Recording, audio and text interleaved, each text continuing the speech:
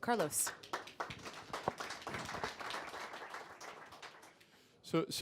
Yeah, thank you, Megan. So one dimension which I think the Teca Core also brings, maybe it's one of the most fundamental dimensions that we will require for the years to come, is to build trust in the infrastructure. I mean, the reality is that, and Brad just mentioned about the role of governments and the Teca Core expanding to government, not only to enterprises.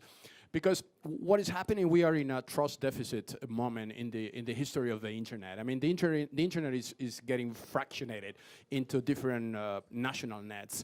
And some countries are very bullish on making that happen, actually, in purpose, because they don't trust the countries anymore. When I was working in the UN at the beginning of my career, the web was invented in Geneva. You know, I was working with that team. Tim Berners-Lee at the time was in CERN. And the spirit was not at all what has become. The reality is that the internet has become a hostile environment. And we do have the international standard, we have the technology, and we have the diversification that Don was mentioning with the blockchain that could repair all of the mistakes made in the last 25 years. So we are actually in a situation, and the companies here are amazing as a power makers, because they connect the internet, they send data to clouds, they have the best technology for protecting user, but all of them, they are actually finding their way towards trust. Trust is not something that you can buy. You can be Cisco or IBM or Microsoft. It's not because you're going to buy a company that does trust, then you're going to inherit that trust. Trust needs to be from the ground floor up. It means that users needs to retrust infrastructure. So the Teca Core, and that's the part of WISeKey to the Teca Core, is to bring our trust neutrality architecture.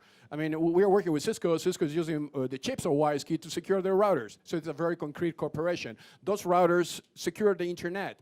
The identity that we provide secures the person. And actually, the next panel is going to be all about transhuman code and how those identities could even evolve into something more powerful. So I think, and that's the spirit, and I would like to see in the Teca Core as we move forward, is that it becomes an inclusive platform on where, rather than fractioning in 4 or 5, the Chinese platform, the US platform, the European platform, and maybe the African platform and South American, we can all work together and bring the power of the blockchain as a decentralization factor. So obviously there is commercial interest involved into this, there's geopolitical interest, there are international regulations. One of the problems then the internet is not regulated, will never be, by the way.